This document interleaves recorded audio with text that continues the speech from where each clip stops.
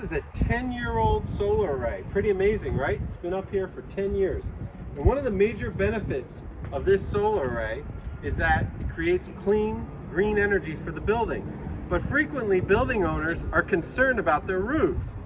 Is this going to create a leak in my roof? And how can solar help prevent leaks? Well, that's a great question. And what I want to show you today is one way we do this. So if you look here, we have Cinderblocks. This is what's known as ballast weight in a ballast pan. This ballast weight is what holds the entire solar array down.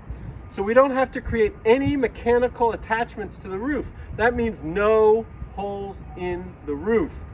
Boy, do business owners, homeowners love it when you don't have to have a hole in your roof to put solar on. So the weight of this ballast keeps the entire solar array down. This tray goes over a rail that the solar panels are mounted to here. Now, how else can solar prevent leaks in your roof? Well, think about solar as an exoskeleton to protect your roof. It's absorbing the light that's coming from the sun. That's the number one thing that breaks down your roofing membrane, is just getting beat up by the sun, day in and day out, beat up, beat up.